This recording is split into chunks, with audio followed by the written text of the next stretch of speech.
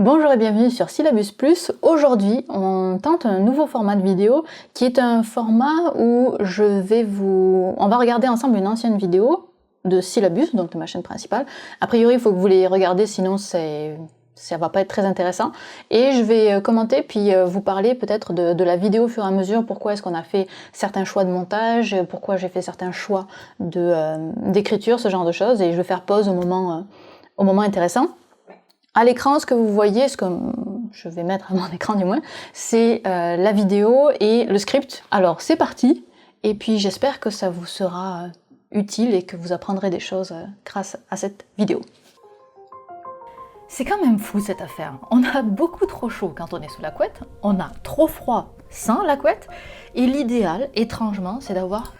Alors déjà, on commence ici avec quelque chose de particulier. Donc là, les shots que j'ai fait de pied, j'ai essayé de mettre jamais mes pieds de façon statique parce qu'il y a un site qui s'appelle Wikifit, qui m'énerve un petit peu, qui prend les pieds des gens et qui les met sur un site internet et qui les note, et ça me dépasse, et je suis déjà sur Wikifit malgré moi, évidemment, et donc voilà, ça me gonfle, donc là j'ai pris ce shot de cette façon-là, toujours en mouvement, pour pas qu'il y ait de capture d'écran qui soit possible d'être faite et qu'elle soit suffisamment jolie pour être mise sur Wikifit. Donc ce genre de choses dont je me préoccupe.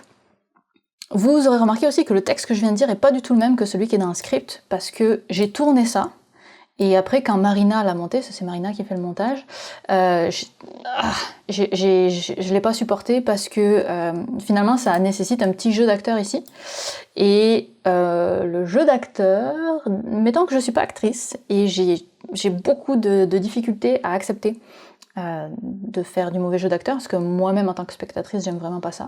Donc je lui ai fait enlever, puis j'ai tourné autre chose qui est une phrase plus de voix off, que une phrase où on joue un jeu comme c'est le cas ici. Je sais pas si je peux le retrouver.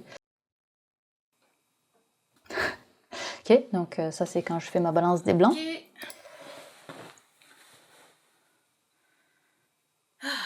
Trop chaud. Ah, trop froid.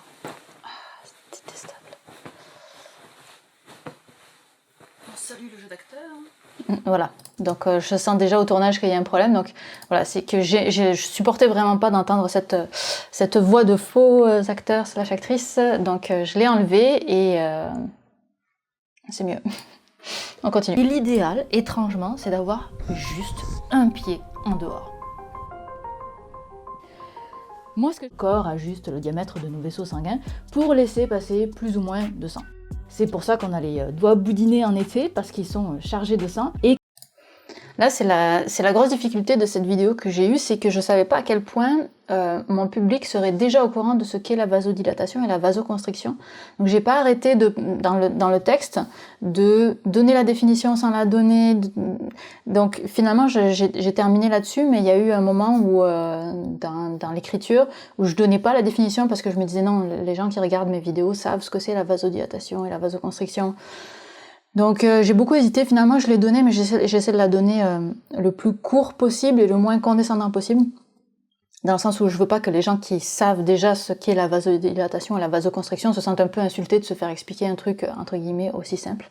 Donc là c'était ça le passage où j'étais pas sûre de moi à ce moment-là. Quand il fait froid, c'est l'inverse, toutes nos extrémités deviennent plus petites parce qu'elles sont moins...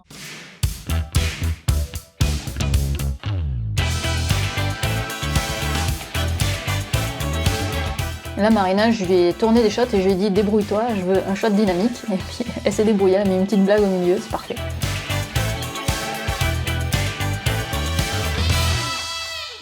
Il y a 3 grandes... Donc pourquoi est-ce qu'il y a ce passage-là de montage dynamique? Il sert à rien, il sert absolument à rien dans l'histoire. Il sert juste à créer une cassure dans le rythme, parce que finalement j'ai fait comme une sorte d'introduction, puis là je rentre vraiment dans le dur. Donc je veux faire une transition entre les deux pour que quelque part on prépare le cerveau au fait que ok, on change, puis là on va commencer quelque chose de nouveau, et dans ce quelque chose de nouveau, je vais avoir besoin de toute ton attention. Donc cette partie de montage qui ne sert à rien, sert un petit peu à flusher le cerveau, dans le sens de le remettre à zéro en termes de quantité d'informations qu'il peut absorber pour lui en donner d'autres. Raisons qui rendent les pieds et les mains si spéciaux. Vous connaissez peut-être les deux premières, mais c'est avec la dernière que tout se joue. Premièrement, nos extrémités ont beaucoup de surface par rapport à leur volume, un peu comme une patate. Une patate bien chaude mettra beaucoup plus de temps à se refroidir que si elle est en forme de frite. Bon, à la base, dans le script, j'avais écrit frites, mais ça marche aussi avec de la purée. Mais... J'ai trop fait cuire ma patate et puis ça a fini en purée. Et en fait, j'ai été obligée de garder au montage le fait que ça n'avait pas marché parce que tout le reste de mon montage, de mon script, est sur le fait, et parle de frites. Et donc, si j'ai plus de frites et que j'ai de la purée, mes analogies ne fonctionnent plus. Donc, c'est pour ça que j'ai gardé au montage le fait que ça aurait dû ressembler à des frites. Quand c'est en forme de frites, simplement parce que ces frites-là ont beaucoup plus de surface de contact avec l'air et donc beaucoup plus d'occasion de se refroidir. Alors, des anastomoses artério-veineuses, figurez-vous. Alors c'est un nom compliqué pour désigner. J'ai eu un mal de chien à trouver l'info sur les anastomoses artério-veineuses, à trouver des bonnes photos, c'est quasiment la seule photo que j'ai, à trouver vraiment où est-ce que ça se mettait dans le corps, où est-ce qu'on en trouvait dans le corps, et là ça a l'air de rien, je le présente avec d'une simplicité incroyable, mais trouver quel était vraiment le rôle des anastomoses, ça a été vraiment difficile, parce que en fait il y a des anastomoses partout dans le corps, de ce que je comprends, il y en a plus dans les mains et dans les pieds, mais surtout, j'arrivais pas à déterminer quel était leur rôle et surtout comment est-ce que ça se comparait par rapport aux capillaires sanguins qui avaient déjà ce processus de vasoconstriction et vasodilatation. Et donc là, j'ai eu énormément à lire pour arriver à cette conclusion que, ah ok, en fait, les anastomoses artério-veineuses qui se trouvent dans les mains, dans les pieds, elles sont là pour réguler la température, mais ça n'empêche pas le fait qu'il y ait quand même une vasoconstriction et une vasodilatation dans les capillaires. Parce que c'est ça, et j'ai vraiment eu du mal à trouver cette info.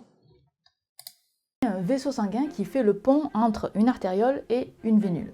Alors je suis d'accord, ça a l'air de rien comme ça, mais ce sont ces ponts-là qui sont les principaux acteurs de notre régulation thermique grâce à la vasoconstriction. Et ces capillaires, on en a partout dans le corps et c'est eux qui sont responsables de diffuser les nutriments à nos tissus comme le glucose ou le dioxygène. Ils permettent aussi de se débarrasser des déchets comme le CO2. Là encore ici je savais pas à quel point je pouvais aller dans le détail parce que j'arrivais pas à déterminer, parce que l'audience maintenant, il y a 240 000 abonnés sur cette chaîne là, c'est dur d'évaluer. Il n'y a pas 240 000 personnes qui savent déjà ce que je suis en train de raconter, mais probablement que le cœur de l'audience le sait déjà un petit peu. Et donc, il y a toujours cette difficulté-là pour ce genre de sujet qui touche sur des notions qu'on a quand même vues à l'école et qui sortent un petit peu des notions qu'on a vues à l'école, qui sont vraiment l'intermédiaire entre les deux, où il y a toujours cette incertitude sur le fait que est-ce que j'en dis assez ou est-ce que j'en dis trop. Et donc ça, c'est le comportement normal que vous connaissez bien. Maintenant, quand il fait fret, on nous a expliqué que ici, sur les capillaires, il y a des muscles, des sphincters, qui peuvent se fermer pour couper ou réduire le flot sanguin. Donc ça, c'est tout à fait vrai, mais c'est presque... Là, je regrette ce dessin parce que je pense que j'ai fait une erreur, mais personne n'est venu me corriger en commentaire. Et donc finalement, je sais pas si c'est une erreur, mais dans toutes les images que j'ai pu voir, il y avait des sphincters plutôt pour la partie artériole et non pas vénule. Donc de ce côté-là, a priori, il y aurait peut-être pas de sphincter. Et là, je suis pas sûre de moi. Je pense que je les ai dessinés trop vite, mais dans les dessins références que j'ai trouvés dans les livres, il n'y avait pas de sphincter à ce niveau-là. Donc ça se peut qu'il y ait une erreur ici et que ces sphincters-là n'existent pas et ils seraient plutôt que du côté artériel. Anecdotique pour ce qui est de la thermorégulation au niveau de la paume des mains et des dessous de pied, parce que dans ces zones-là, en fait, il y a un autre vaisseau sanguin, la fameuse anastomose. On va l'appeler Anna, ce sera plus facile pour la suite. Il n'y a personne qui a réagi à ça, au fait qu'il y ait la petite Anna libérée, délivrée. Et Anna, il se trouve qu'elle est énorme, elle est beaucoup plus grosse qu'une artériole, et toutes les Anna de nos mains et de nos pieds reçoivent 80 à 90% du flot total, quand les capillaires reçoivent le reste, et s'en servent surtout à des fins nutritives. Voilà. Donc là, la phrase qu'on vient d'entendre, là, Toutes les ANA de nos mains et de nos pieds reçoivent 80-90% du flot total quand les capillaires reçoivent le reste et s'en servent surtout à des fins nutritives. C'est cette phrase-là, elle m'a demandé peut-être 4 heures de recherche. C'est con, hein, mais cette phrase-là, écrit noir sur blanc, j'ai vraiment eu du mal à la trouver, donc c'est elle dont je vous parlais. ANA, son seul rôle, c'est de réguler la température, c'est tout. Elle a d'ailleurs une structure musculaire très impressionnante qui permet au système nerveux de contrôler donc le diamètre et le débit de sang avec beaucoup de précision. C'est celle-là, la vasoconstriction, qui est... Voilà, je ne suis pas du tout rentrée dans le détail de tous les signaux nerveux, mais il y a vraiment de quoi aller chercher de l'info assez cool dans tout ce qui est contrôle du système nerveux, de la vasoconstriction et la vasodilatation, mais j'ai pas voulu m'embarquer dans ce sujet important. Donc le modèle qu'on a appris à l'école, il est vrai, mais il est incomplet quand on parle de la thermorégulation des mains et des pieds. Ça, c'est essentiellement pour nourrir les tissus, et ça, c'est uniquement pour réguler la température. On a des ANA un peu partout dans le corps, à vrai dire, mais dans les mains et les pieds, c'est le festival du rassemblement. On considère qu'il y a quelque chose comme 600 anastomoses par centimètre carré au niveau du bout des doigts. Donc là, juste là, il y en a 600. Et 100 par centimètre carré au niveau du dessous des pieds. C'est donc pour ça que c'est nos pieds et pas nos genoux. C'est parce qu'il y a des vaisseaux spécifiques, des ANA, dont c'est le boulot de réguler la température. Et là, une question qui est apparue beaucoup dans les commentaires et que je savais qu'il allait apparaître, c'est ok, donc il y a ces trucs-là, mais alors pourquoi est-ce que c'est pas les mains qu'on sort du lit et non pas les pieds ? Plutôt que les pieds, je veux dire. Et j'ai pas la réponse à ça, je le sais pas. Ma meilleure théorie, c'est que les pieds sont plus faciles et plus pratiques à sortir que les mains, parce que les mains, c'est comme les sortir de la couette comme ça, c'est pas forcément très facile. Alors que naturellement, on va être plus le long du corps, recroquevillé comme ça. Donc j'ai l'impression que ce serait plus facile de sortir les pieds que les mains. Mais sinon, physiologiquement, je n'ai lu aucune différence qui justifie que ce soit plus les pieds que les mains qu'on sort de la couette. Donc je ne sais pas répondre à cette question. Et c'est frustrant parce que c'est vraiment le cœur de la vidéo, mais là je ne peux faire que des hypothèses. Mais je pense que rien que le fait d'avoir identifié les mains et les pieds, parce qu'en fait à l'origine cette vidéo-là, c'était pas sur le pied qui sort de la couette, c'était que je m'étais renseignée sur les mains, vraiment, les mains froides. Et non, en fait, c'était pas ça. C'est qu'à la base, je voulais faire une vidéo sur la différence de perception de la température des hommes et des femmes en entreprise et pourquoi est-ce que les buildings étaient trop froids pour les femmes en général. Et donc, je voulais parler de ça. Et puis finalement, au fur et à mesure de mes recherches et tout ça, ça a dévié vers pourquoi est-ce qu'on sort le pied de la couette. Et je sais plus où je m'en allais avec ça, mais bref. Tout ça pour dire que j'ai pas la réponse à 100%, je l'ai pas, mais je pense que j'ai quand même une assez bonne réponse avec la différenciation des extrémités par rapport au reste du corps.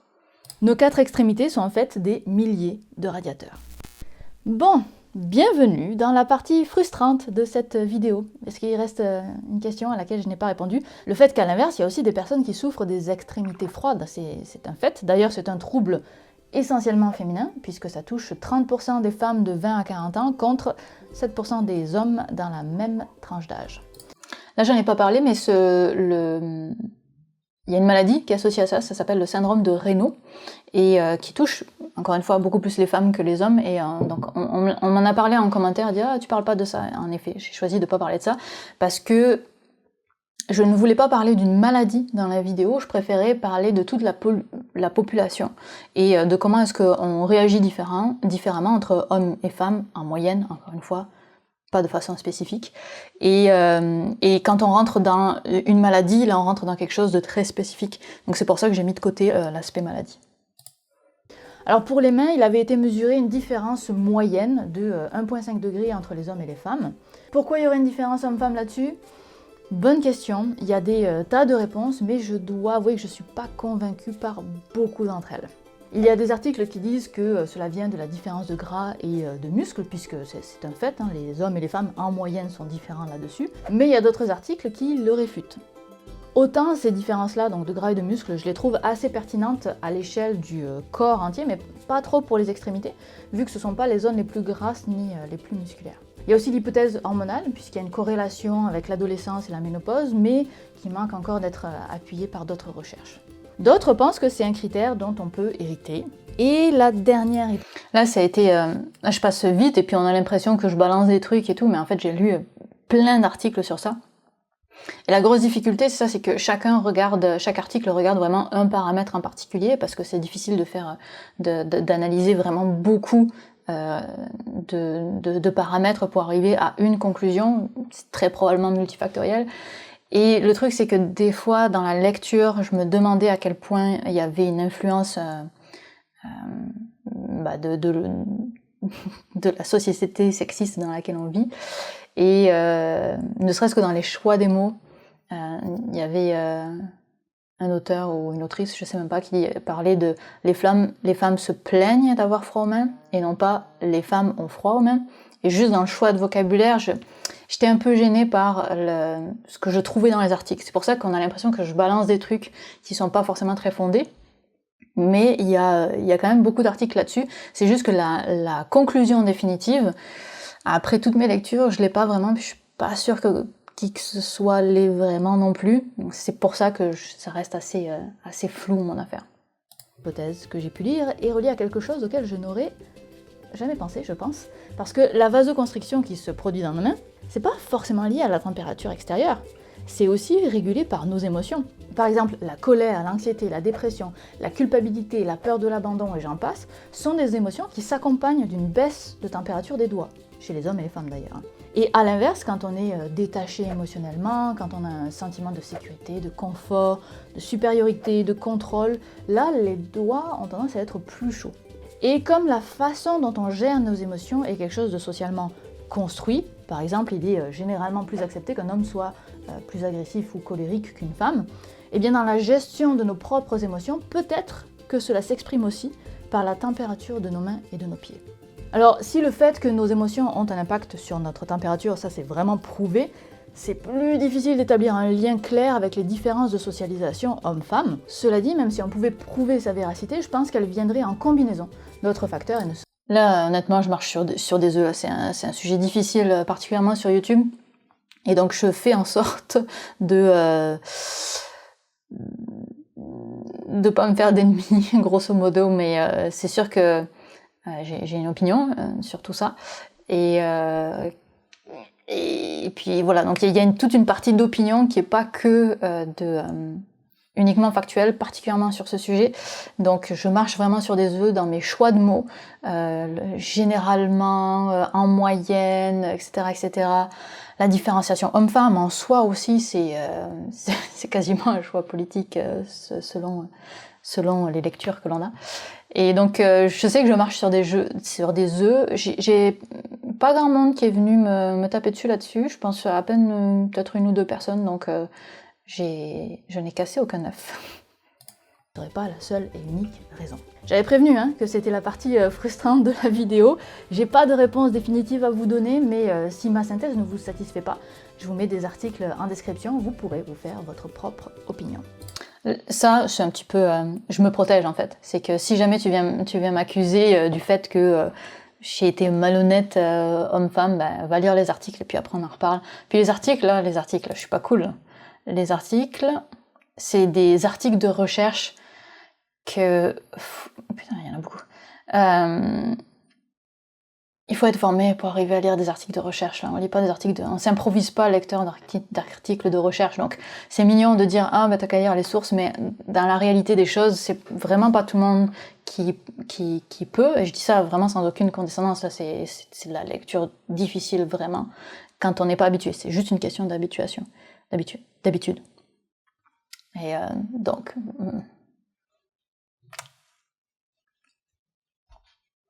Ce qui est certain, c'est que oui, il y a une différence entre la moyenne des hommes et la moyenne des femmes sur la température des extrémités. Et comble du malheur, les personnes qui ont les pieds comme des glaçons auront aussi du mal à s'endormir à cause de ça. Parce que l'endormissement... Ça j'ai fait le deuil d'en parler plus, mais le fait qu'il y ait besoin d'une vasodilatation pour s'endormir, c'est super intéressant. Et donc je l'ai juste dit en une phrase, mais en vrai il y a vraiment beaucoup de recherches sur comment est-ce qu'on a besoin qu'il y ait une dilatation de nos vaisseaux sanguins pour permettre l'endormissement. Et que donc des personnes qui souffrent justement qui ont du mal à s'endormir, c'est aussi lié physiologiquement au fait qu'il n'y a pas de vasodilatation. ne peut se produire que lorsque le corps est relaxé, ce qui implique une vasodilatation, une ouverture de nos vaisseaux sanguins, donc un afflux de chaleur, notamment aux extrémités. Soyez donc clément envers les personnes aux pieds gelés, non seulement c'est désagréable, mais ça empêche de dormir, donc c'est vraiment la double peine. Aimons-nous les uns les autres et acceptons nos différences de température. Bon bah si vous êtes encore là, moi j'en ajoute, hein, parce qu'il y a un petit truc en plus qui n'est pas nécessaire dans la vidéo, mais dont j'aimerais parler, parce que je le trouve cool, sur la conservation de la chaleur d'ailleurs. Donc là, typiquement, c'est que je suis en train de briser toutes les règles de vulgarisation. En vulgarisation, il y a une vidéo, on veut un message, on n'en veut pas 36.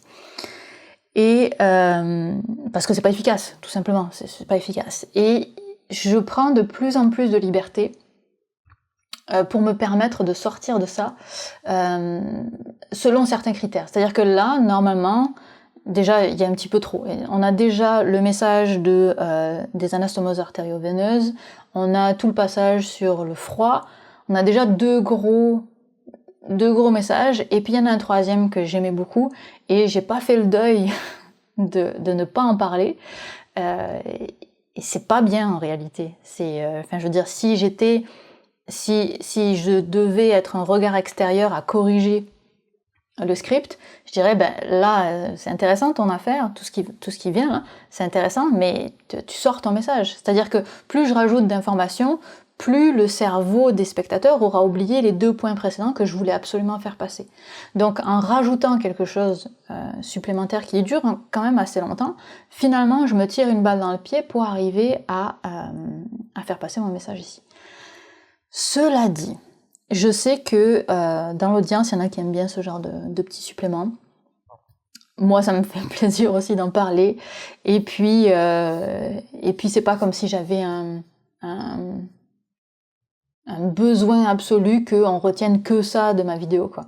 Et finalement, je me dis, ok, bah, si on oublie ces 2 choses-là et que le message, c'est juste le système de chaleur à contre-courant qui va arriver là, est-ce que c'est si grave ? Plus tant que ça pour mon objectif à moi. Mon objectif, c'est d'intéresser les gens à la science en parlant de la science du quotidien. Et donc, dans cet objectif-là, que j'en rajoute ou pas, du moment que je perds pas les gens, ça fonctionne. Donc, je m'arrange avec moi-même, quoi. Mais si je me demandais mon avis, je dirais que toute la section qui suit devrait disparaître. On parle tout le temps de la vasoconstriction comme le facteur clé et tout, moi-même je viens de le faire, mais quand on regarde le mécanisme, disons dans sa globalité, c'est encore plus impressionnant d'ingéniosité. Là, ce que j'ai essayé de dire, c'est ingéniosité. Est-ce que vous connaissez le système d'échange de chaleur à contre-courant ?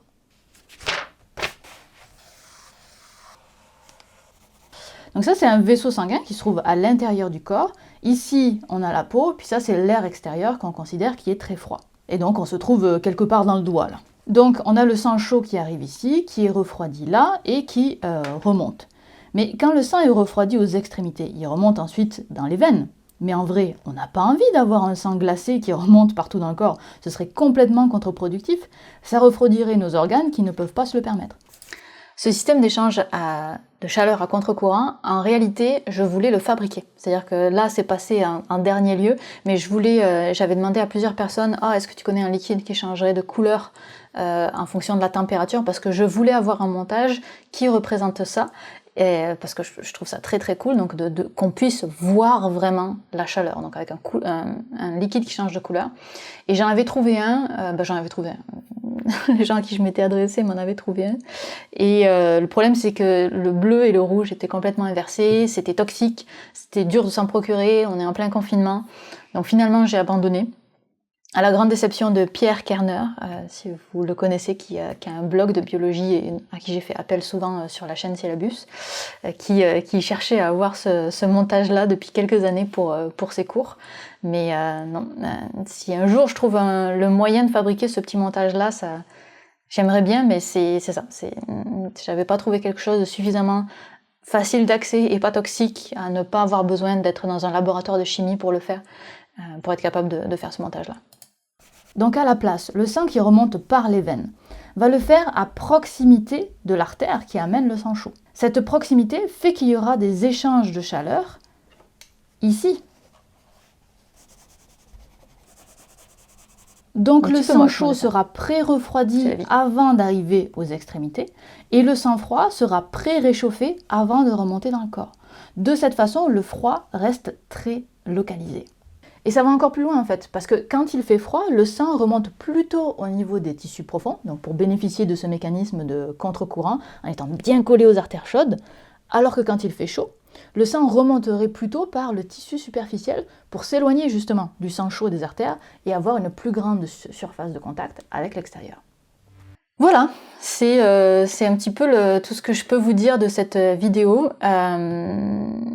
Qu'est-ce que vous en pensez de faire ce format-là, finalement, où je vous parle d'une vidéo de comment ça s'est passé pour la produire? Est-ce que ça vous semble intéressant? Est-ce que vous avez appris des trucs? Parce que c'est sûr que vous voyez où les trucs où moi-même je suis pas d'accord avec moi-même. Vous voyez aussi peut-être... En tout cas, est-ce que ça vous intéresse? Est-ce qu'on refait ça pour d'autres vidéos? C'est des vraies questions hein, que je pose sur Syllabus Plus, c'est pas juste pour faire rajouter des commentaires et avoir... voilà. Non, c'est des vraies questions, je voudrais vraiment avoir la réponse, s'il vous plaît. Est-ce que vous pourriez me dire ce que vous en pensez? Et puis voilà, et puis on verra si on recommence l'exercice. Sur ces bonnes paroles, écoutez, je vous souhaite une bonne journée, on se retrouve lundi prochain. Bye!